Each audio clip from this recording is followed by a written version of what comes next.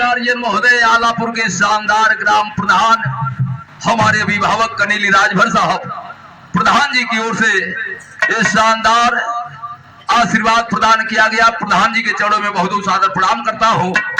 श्यालन भूमिका में कभी भाव लिख ले बाटे,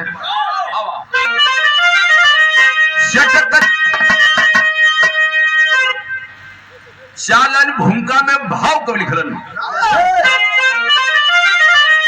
शटक जाता है आईना चोटी खाकर, हर टुकड़े में एक तस्वीर होती, झलकता नहीं है सलील और उधरी में, विफलता के दामन में तकदीर होती। राजा द्रुपदी शोक सागर में डूबे, कहे याद जग में भलो किसको अपना, हमें बाधिनी कहेगा जमाना, राजा रानी का हुआ चूर सपना।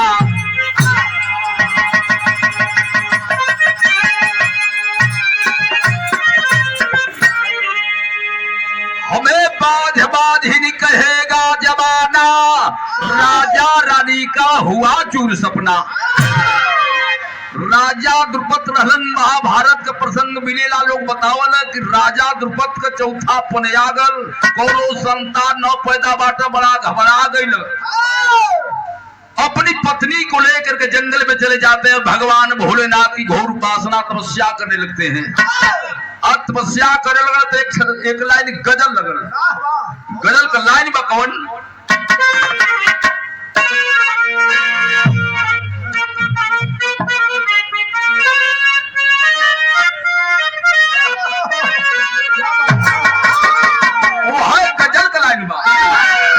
तुझे भूलना,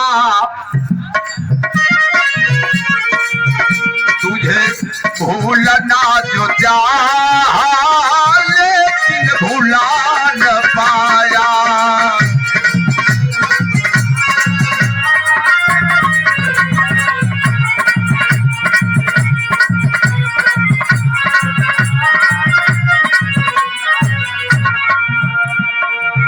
जितना भुलाना चाहा, जितना भुलाना चाहा तुम उतना याद आई। तुझे भूलना जो चाहा लेकिन भुला न पाया।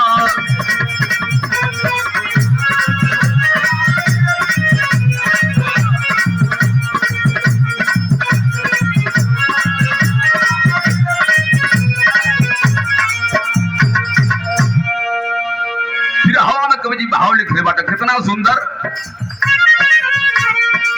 पाएगा कदर कैसे बिन फूल का बगीचा।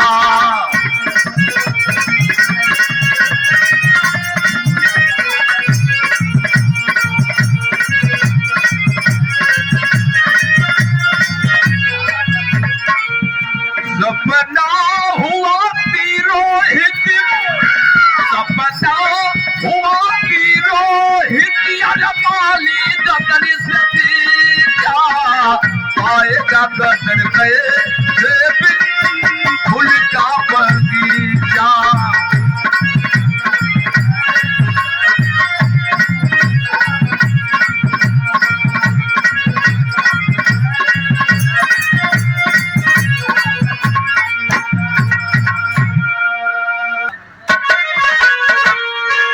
सपना हुआ तिरोहित, सपना हुआ तिरोहित, जतन से सींचा। पाएगा कदर कैसे बिन फूल का बगीचा।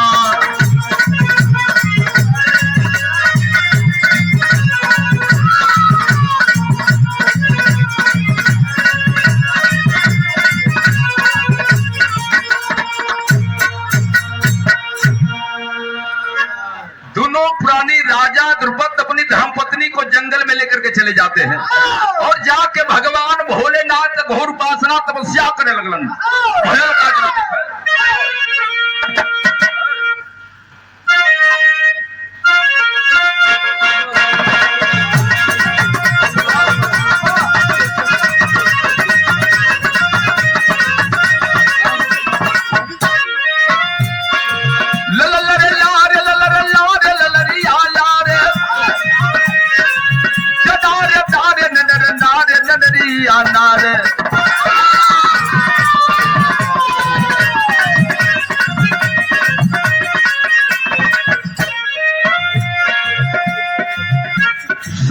कुमार बिना संतान जग में भारी मेहनवा होला फूल की सेज पेरो रोक के पिहजमा होला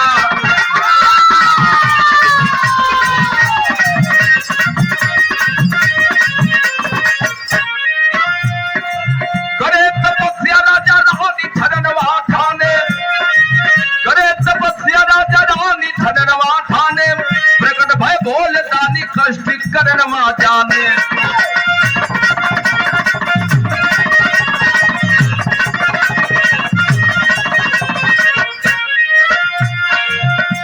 वरदान शंभुपाधि सबैया भेटा तोहार बेटी होई उहे हो जाई बेटा दिए वरदान शंभुपाधि सबैया भेटा तोहार बेटी होई उहे हो जाई बेटा।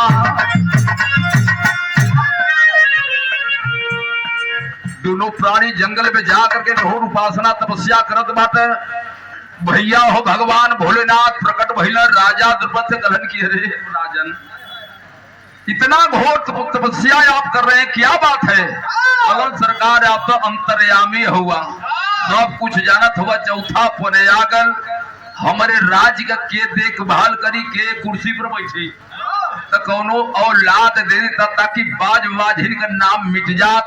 भगवान भोलेनाथ के भंगी देवता कह गए भगवान भोलेनाथ के भंगी देवता कहल गल भस्मासुर बड़ा तपस्या कैल कहल कि सरकार हम के ऐसा वरदान दा कि जेकरी कपारे पर हाथ रखी वही जर के भस्म हो जा ओहू के वरदान दे दी हम लिहला पोकिया शंकर जी के कहल कि ला पले नहीं पर अजमाई तो इसने वरदान एक हलन भगवान भोलेनाथ कहलन कि जाइए राजन आपके पत्नी के गर्भ से 9 महीना के बाद एक सुंदर बिटिया पैदा हुई और वह बिटिया जब मौका आई तो वह बेटवा का रूप धारण कर ली।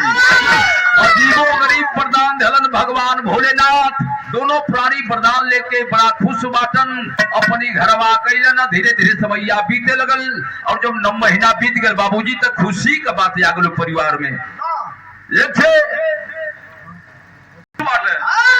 9 महीना के बाद जैसे भगवान भोलेनाथ बतनवा दिले बाटे एक छे बिटिया पैदा भइल जरूर लेकिन राजा साहब कहलन कि तब भेद खाली हमनिए के पता बा काहे कि हमन के बतावल जा कि बेटी हो काहे ना हमन कहला कर देना कि हमार बेटा पैदा भइल बा कहलन राजा द्रुपद कहलन कि नहीं मेरा बेटा पैदा हुआ है। राज दरबार में लोग इकट्ठा हो गए सोहर गवाई होत बा। यहाँ एक लाइन गीत लगल कौन गीत का लाइन बा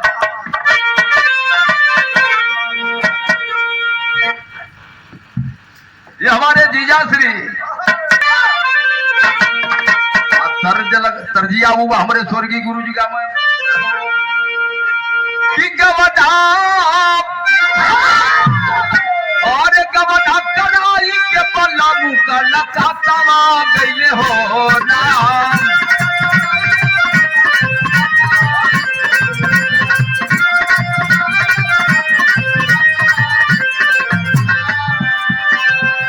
बजर करे जब पिया के निरा मोहिया भइले हो राम।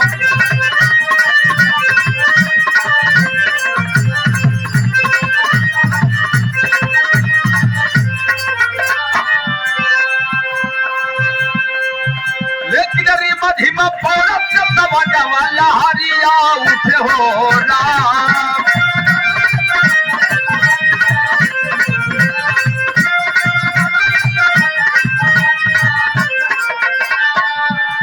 पहले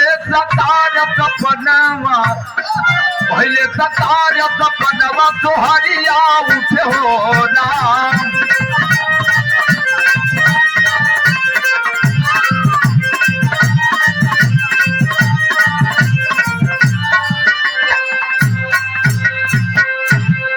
लड़की भइल सोर लड़िका कैले ओकर नाम का रखल है राजा साहब।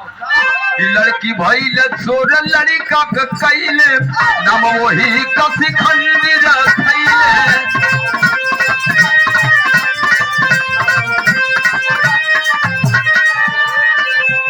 और धीरे धीरे से हो ना।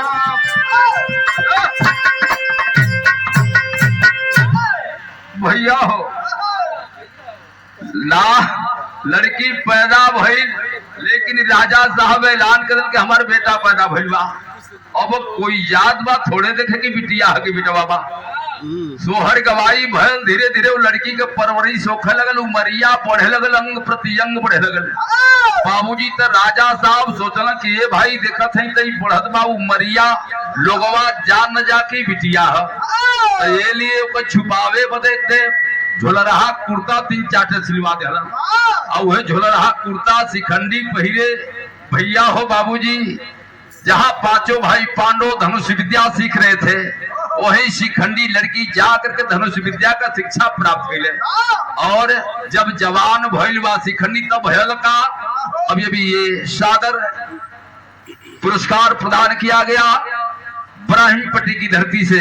ये हमारे दमाद जी है, ये आपकी ओर से, बाबू की ओर से बहुत बहुत आशीर्वाद है। आप सबको बहुत प्रणाम करता हूँ। प्रबुद्धों को लाख लाख बधाई हो। भयल का शिखंडी को धनुबाण कला द्रोणाचार्य जी सिखलाए हैं। लड़का के भेष में लड़की को गुरुवर भी नहीं परख पाए हैं।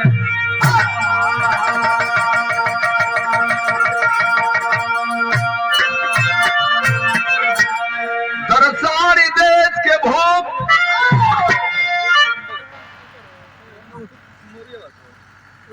जी तिलक चढ़ाए हैं। अरे भाई राजा द्रौपदी समधि के यहाँ स्वज सहनाई बजवाए हैं।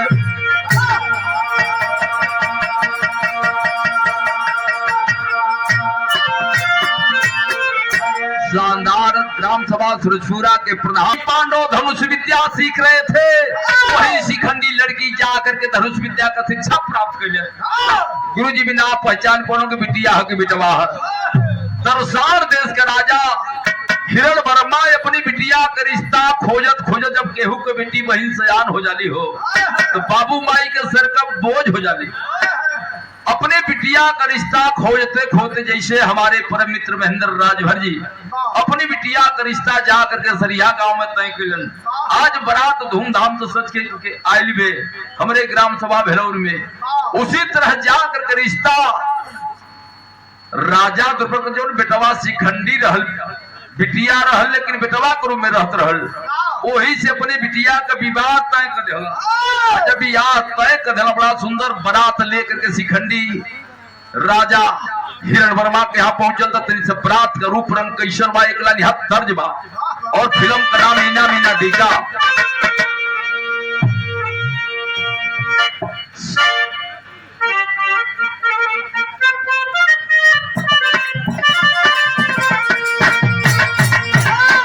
वही तरी सा पढ़ा था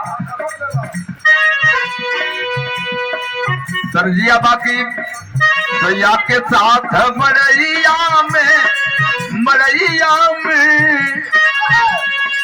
धुन तो जो बहुत गावल गो, लेकिन फिर हवा में भाव कैसन बारात आई बा। पजसहनाई अंगनवा में अरे बिहसेला भवरा चमनवा में।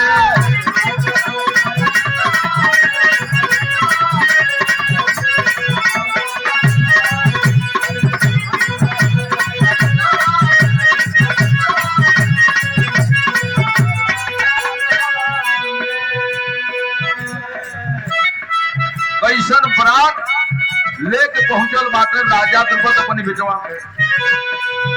अरे बड़ी रंगधार कयली बरतिया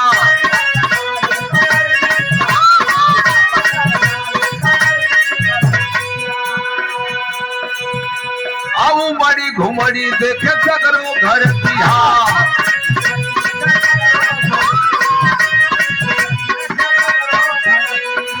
आ गई चंदा गगनवा में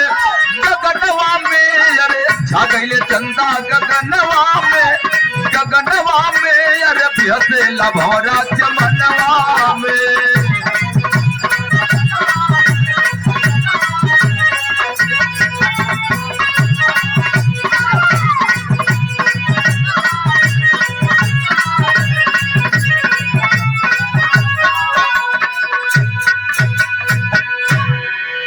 सुंदर जैसे बारात सज धज करके सरिहा ग्राम सभा से हमारे ग्राम सभा भेलौर में आयल, इसी तरह बारात लेकर के राजा द्रुपद शिखंडी का पहुंचलन है। वो नगर के लोग इकट्ठा भइले, बड़ा सुंदर बारात आयल बा।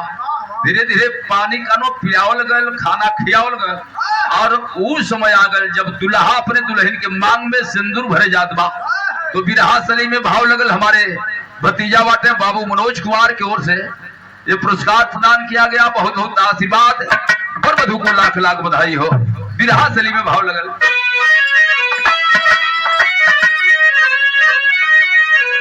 अरे गुजरवा कैसे होई विधाना, गुजरवा कैसे होई विधाना, अरे बाद में नारी के नारी डले से नुरावा।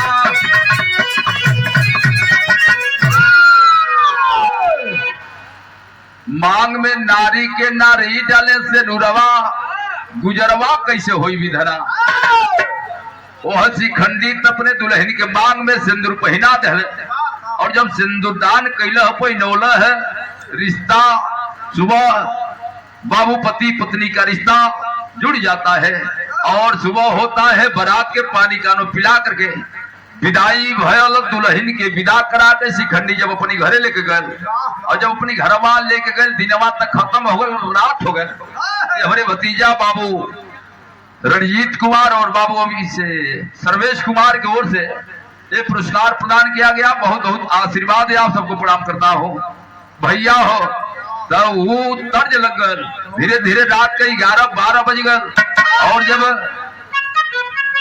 प्रणाम बा ए भैया, जब रात के 11-12 बजल बाद शिखंडी लड़की सोचत बा कि तनिक हमके हमर बाबू फंसा दे, कहीं दुल्हन के पास जाई भेद खुल जा तो होई बड़ी बदनामी, और ना जाए तब वो होई बड़ी बदनामी।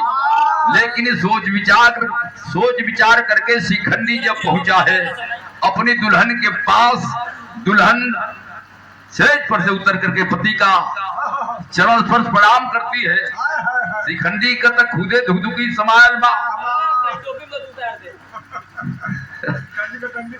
सुतल खटिया पर जरूर सेज पर सुतल, लेकिन करवट बदल हलत पाटी पकड़ के सुत गए और पटिया पकड़ के सुत गए। दुल्हनी गलत किए भाई सैया अब बोली है तब बोली है, लेकिन शिखंडी कहा बोलत बा पटिया कस के पकड़ ले बा। दुल्हन जब अपनी ओर खोद के जगावत में तो फिर लब से नहीं घूम के इधर के होगा। यहाँ एक लाइन तर्जबा की लहला मजनू तो बदन ये कप्तान थे,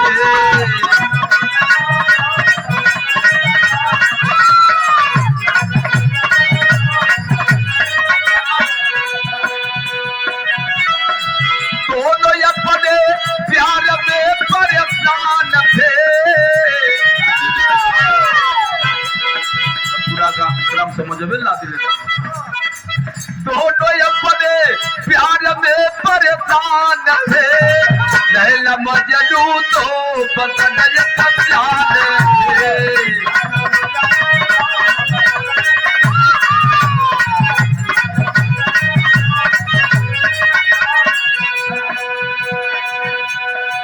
दुल्हन सोचल कि ना बोली है, अब हम ही के बोले के पड़ी। दुल्हन तक खोद के अपने और जगौलत, लेकिन शिखंडी फिर लब से घूम के इधर हो गए। पटिया पकड़ हलत, धीरे धीरे यही क्रम चलल, रात खत्म हो गए। फिर सुबह हुआ, फिर रात भर यही तरह 12-1 बजे जा। बाबूजी लड़की परेशान हो गए, आखिरकारी सैया हमसे काहे नाराज बाटे, काहे न बोलत बाटे, भयल का जरा देखा।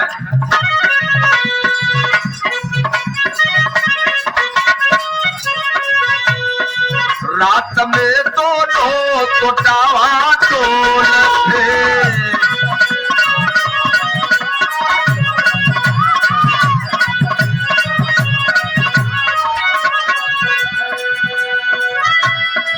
रात में दोनों तो डामाडोल है।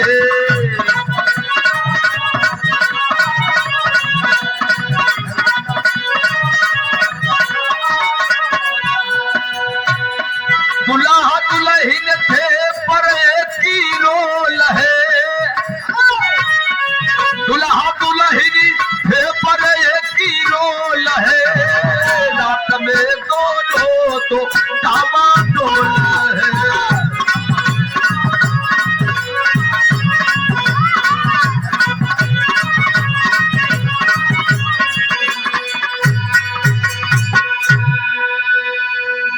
रात जब लगातार शिखंडी जाग गल तक दिन गहरी नींद में सुत गल। और जब गहरी नींद में सुतल तो दुल्हनिया का मौका मिलल। दुल्हनिया पता लगावे लगल भयल का जरा देखे कि एकर शिखंडी कोई आई गइल नींदिया।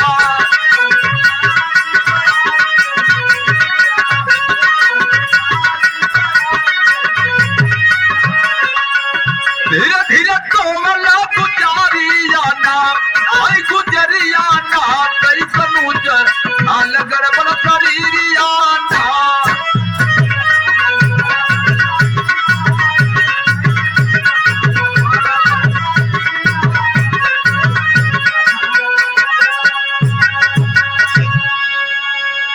शिखंडी गहरी नींद में सुत गल। दुल्हन के मौका पागल और मौका पौलत होकर शरीर का परीक्षा लेहल बाबू। लड़की समझ गई कि वो हो बड़ा धोखा में शादी हो गए। उतर जैसे हम बाटी लड़की वैसे इहो दुल्हा जौन बा इहो लड़की ये बा। ये बड़ी धोखा में शादी हो गई बाबूजी। वह लड़की गुस्से में हो जाती है। सुबह होता है अपने मैके चली जाती है और जाके अपने माई से कहला कि माई बड़ा धोखा में शादी हो गई। जैसन हम बाटी वैसने उहो दुल्हो बा। तो जिंदगी कैसे कटी। जब यह खबर हिरस वर्मा को मिला है तो एक पत्र लिख करके भेजते हैं राजा द्रुपद के यहाँ कि राजा द्रुपद अपने लड़के शिखंडी को हमारे यहाँ 10 दिन के लिए भेज दो। हम लोग उसके शरीर की परीक्षा लेंगे। कहीं परीक्षा में फेल हो गया तो तुम्हारे लड़के का गर्दन हम काट देंगे। पास हो गया तब तक ठीक बा। और जब पत्रवा पहुंचल राजा द्रुपद के यहाँ शिखंडी लड़की के वो खबर मिलल हो बाबूजी। पत्र देखलत कि हमके ससुराल जाएगा बा हमारे शरीर का परीक्षा होई। तो लड़की सोचने लगती है करती है क्या सोचने लागी शिखंडी द्रुपद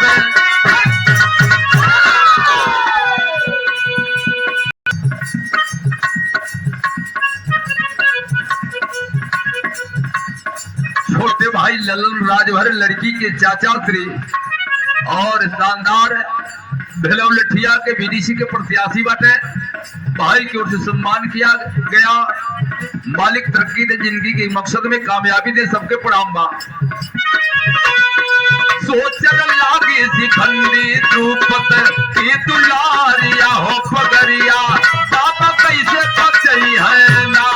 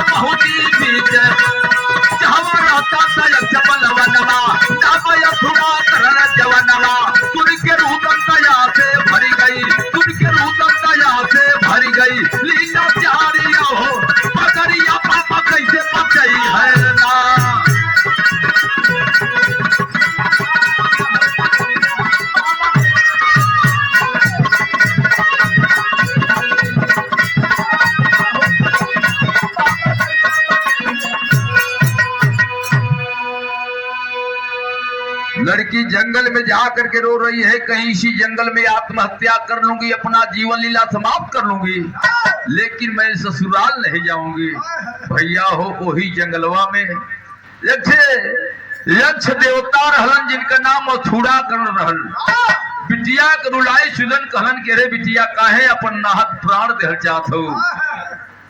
शिखंडी कहते हैं कि सरकार हमके ससुराल जाए के बा कहीं भेद खुल जाए तो हमारे गर्दन कटा जाई, ये लिए हम यही जंगल में अपन जीवन लीला समाप्त कर ले। कहलन की नहीं रे पगली, 10 दिन की बात है तो मेरी एक बात सुन लो। वह शिखंडी से अथोड़ा कर यक्ष देवता कहलन है, का कहलन? अरे बोला यक्ष शिखंडी के समानवा सनवा जाई नाम। अरे बोलो यक्ष शिखंडी के समानवा सनवा जाई नाम। अरे बिटिया ना हक मत गवावा जनवा सनवा जाई नाम।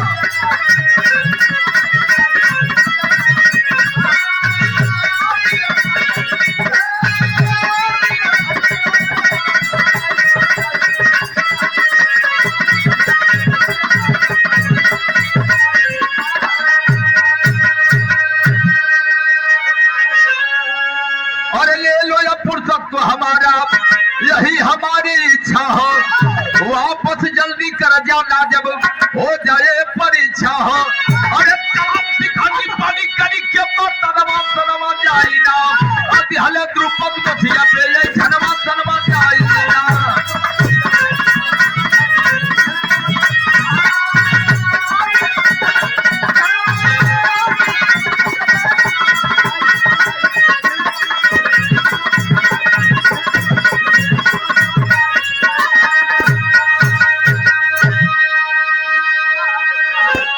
यक्ष देवता कहलन करे पगली 10 दिन के बाद बात 10 दिन खातिर हम अपन पुरुषत्व तोके देत बाटी।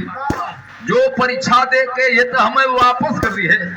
भगवान भोलेनाथ वरदान दिए थे कि जो मैं वरदान दे रहा हूँ बिटिया तो पैदा होगी जरूर राजन, लेकिन मौका पा करके समय आएगा तो बेटवा के रूप में परिवर्तित हो जाएगी। भगवान भोलेनाथ का प्रदान सच हो जात बा। यक्ष देवता अपन पुरुषत्व शिखंडी के दिहलन है। शिखंडी अब लड़की से लड़का हो गए, अपनी घरे गए। बाबूजी से कहो बाबूजी घबरा मत, अब हम ससुराल जाई तक जाई। बाबूजी ससुराल में गया, उसके शरीर की परीक्षा होती है और परीक्षा में पास भल। उधर ससुराल में शिखंडी बाय और इधर जंगलवा में थे घटना घट गई। घटना का घटल आल्हा लगल।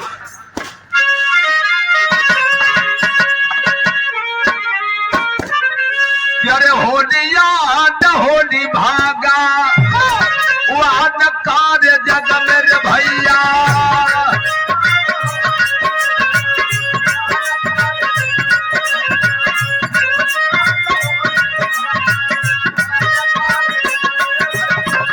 बोलना है झूठ प्रभु को दिहल परतान।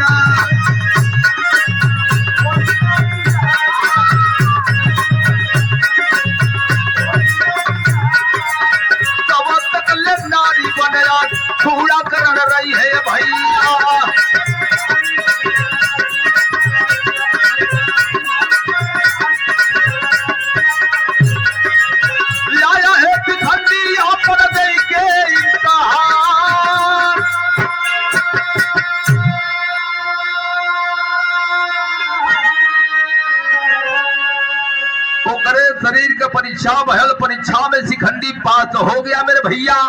लेकिन जंगलवा में यक्ष देवता जो पुरुषत्वापन देले रहलन, उसी समय राजा कुबेर यक्षों का राजा दौरा कर दिए। जितने यक्ष देवता थे अगवानी में जाते अपने राजा साहब के पास, अथूड़ाकरण नहीं जाता है क्योंकि वह औरत बन चुका था, अपना पुरुषत्व शिखंडी को दे चुका था। यह भेद यक्षों का राजा कुबेर को पता चल जाता है और श्राप दे दे कि अरे शिखंडी, जब तक ये श्राप हलन यक्ष देवता अथूड़ाकरण को राजा कुबेर की, जब तक शिखंडी की मौत नहीं होगी तब तक तुम इस जंगल में औरत बन करके ही रहोगे। बाबूजी हो, इधर श्राप लग गया, इधर शिखंडी 10 दिन के बाद यार जंगल में पहुंचल, कल हे देवता कहाँ हुआ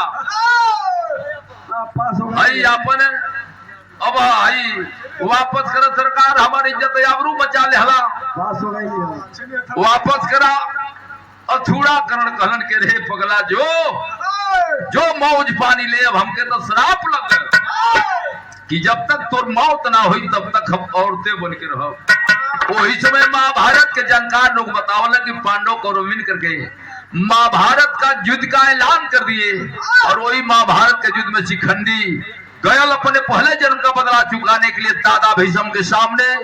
दादा भीष्म बुझला की औरत ही हो, तो औरत के सामने मैं बाण कभी नहीं चलाऊंगा, ये कसम खाए थे दादा भीष्म।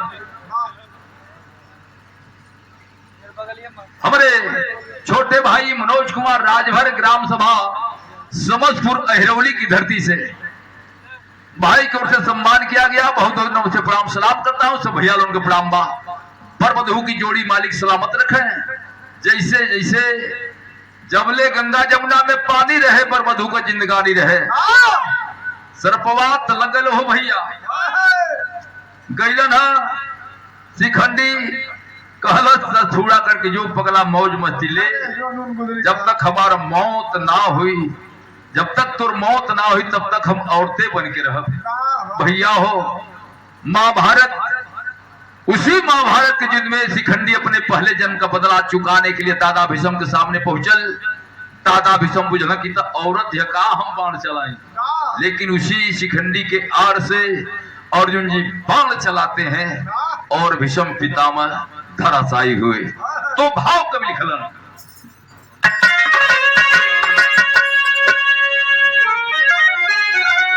नीचे और बढ़ा,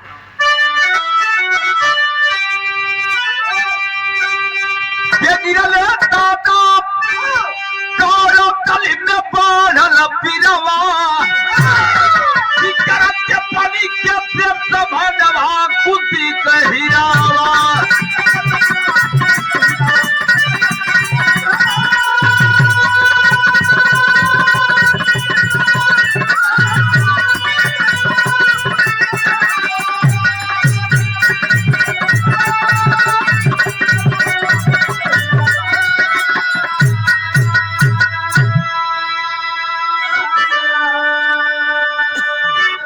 हुई लड़ाई सबर भूमि में शिखंडी के मारी, पाया है पुरुषोत्तम अपना फूला करना पुजारी। वही महाभारत के युद्ध में शिखंडी का मौत हो गया, और जब शिखंडी का मृत्यु भयल तो राजा कुबेर के वरदान के मुताबिक फिर शिखंडी के ऊपर, शिखंडी के हाथ से पुरुषोत्तम छुड़ा कर देवता को मिल जाता है। हुआ क्या,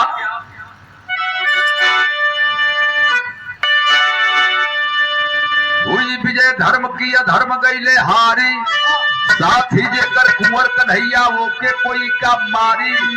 राजा बन गई जहानमा हो कुंती कहिरवा, करत के पानी के देव भनवा कुंती कहिरवा।